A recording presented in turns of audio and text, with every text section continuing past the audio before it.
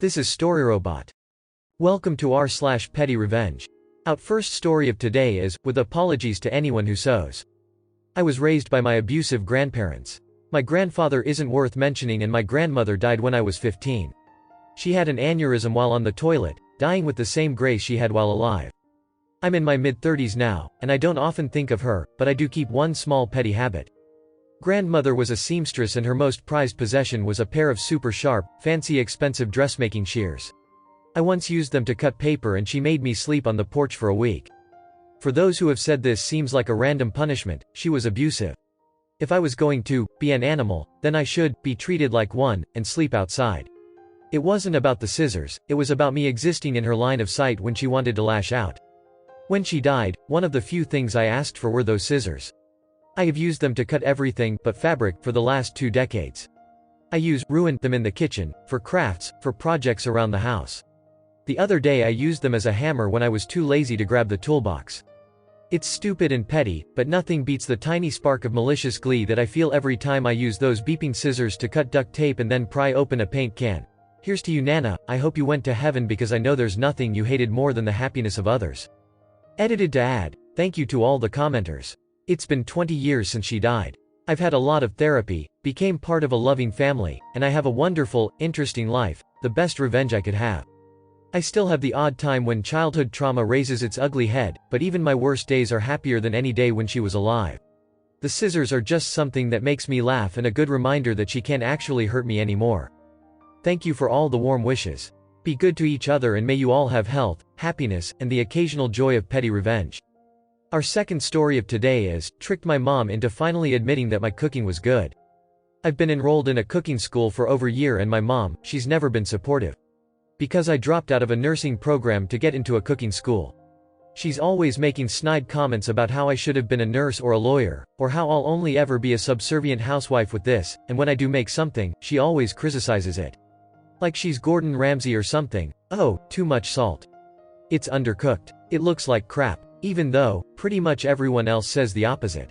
She's looking for any little thing she can critique about my cooking. She keeps telling me I can't cook and need to get into a real career. I've cooked 3-course dinners for the family and they always get positive reviews, except for her. She had a party for her work friends. I made a whole tray of my specialty take on homemade meatballs, a recipe I conceptualized myself, my signature dish. Everyone kept going back and getting more, so many that they ran out. I asked Mom what she thought. She said, they were drunk, they couldn't taste anything. So, I figured if I wanted to get her to compliment my cooking, I'd have to trick her. I cooked her a meal, one of her favorites from scratch, her biggest weakness that she can never resist. Dressed it up to look professional and put it in a generic to-go box and had my boyfriend take video of me preparing it, start to finish. I called her and told her that my boyfriend and I were eating at this diner that doesn't exist, made up a fake name for it and everything. I told her they had her favorite meal and asked if she wanted us to bring her one. Of course, she said yes. I brought the dish and told her more about the fake diner. She started eating it and complimented how good it was. How she wanted to go there and get another one. After she was almost through with the meal, I asked her for her honest opinions, so we could write a review on Yelp. She went on for 10 minutes about how great it was and then I sprung it on her. That I cooked it. Her tone changed. She put the fork down and said she was lying, that it tasted like crap. My boyfriend showed her the video. She googled the restaurant and it didn't show up. She started pointing out flaws with the meal, like how there was too much sauce and it was really spicy and burned her mouth. I asked her why she almost finished the whole thing if it was so spicy. She didn't say anything, so I just asked her if she was ready to admit it. She said no, so we left but I spotted her eating it from the other room. I asked her again and she laughed and finally told me yes. That I'm a good chef. So, after a year of doubting I was a good chef and holding my dreams back, she finally admitted it. Our next story is, kids repeatedly try to cause car accident and tell me they're going to tell the police it's my fault. On mobile obligated apology. Let me start by saying the kids had to be in their late teens or early 20s, 2 of them had tattoos, not children but young adults that still act like kids. I, 32F, work at a barricade company. Easiest way to describe it, I'm the one that closes down the traffic lanes and makes you late to stuff. This happened 2 days ago and I hope my revenge was petty enough but here you are. I had a lane closure that I needed to take off the road. I am about halfway found when I get AA city bus stop with 2 guys and a girl. They asked me if I could give them a ride so they don't have to take the bus. I said, sorry guys I can't, I am working. and continued to take the lane closure down. The girl stood up and told me, "I beeping hate rude ugly cunts." I reply, "Congratulations, and keep doing my job." They keep yelling insults, I ignore them. When I was about 300 away, the yelling stops and I see the guys had gotten up and started throwing the barricades in the street into the lane that is now open for traffic to drive in. I run over and take them out of the road and explain to them if they did it again I would call the cops. Then the girl chimed in, "Go ahead beep, it's not our fault, you're so stupid you're forgetting to take them all down." I walk away, they do it again. I called the cops, they said that they would be there ASAP, in my experience that means about an hour, so I walk over and tell them I called the cops. And stand there so they can't move them again. After about 5 minutes standing there, the boys told the girl they were going to go get a drink from the Circle K the bus stop was in front of. They left and she would not look at anything but her phone. Now I'm annoyed, I still have more work to do in this lane closure and still up and it's approaching rush hour. And I decided beep these kids. I pulled out my pepper spray and I sprayed the handles of the barricades that they kept throwing in the street and walked about 50 feet away and waiting.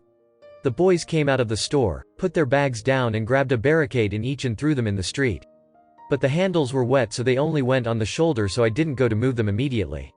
I saw they wiped their hands off on their pants, but because of the bus stop I couldn't see everything. About a minute later one of the boys got up and ran into the circle with his hand over his eye, and the other one ran in there a second later, though nothing seemed to be bothering him.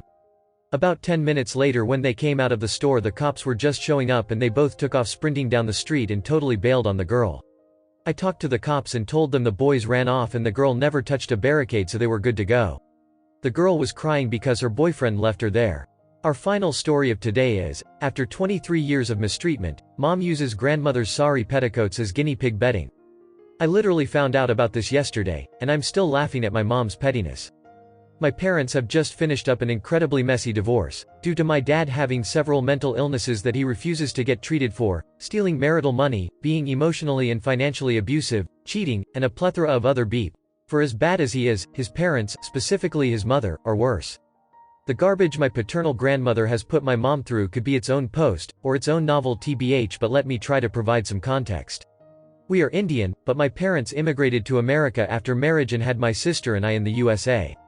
My grandma kicked my mom out of the apartment after mom gave birth to me, threw her passport in her face, and told her to GTFO and go back to India since she thinks she's so smart and independent. Grandma denies it ever happening now. Last year when my grandparents visited, they stole a lot of valuable stuff from the house to make sure it wouldn't go to my mom in the divorce. They also got their green cards so they could officially move here, and left behind suitcases full of their clothes. My father and his parents have lived to make my mom miserable for 23 years, and she has finally gotten free.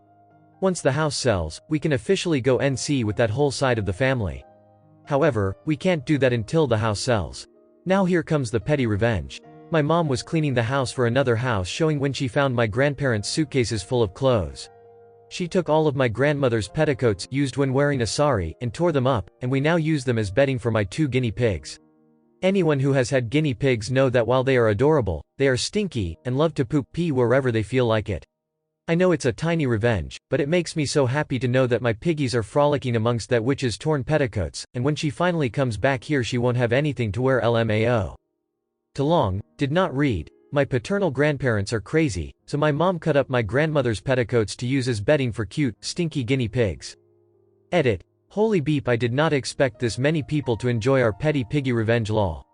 Thanks for all the supportive comments, messages, and awards. Since a lot of people are asking, here. Hopefully that link works, smiley face. It took my mom, sister, and I a long time to get to this point, but now we're all happily chillin' with our various rodent children. We probably won't be sending them pictures of our handiwork or interfering with their green cards just because we literally don't want to interact with them ever again, but if we change our minds you'll be the first to know. Also, since people seem interested, I might post some more stories of my batshit crazy paternal family, so be on the lookout. Please keep your fingers crossed that this house sells ASAP. Thank you for watching. Error. Problem detected. Not enough subscribers. Please subscribe, like and comment.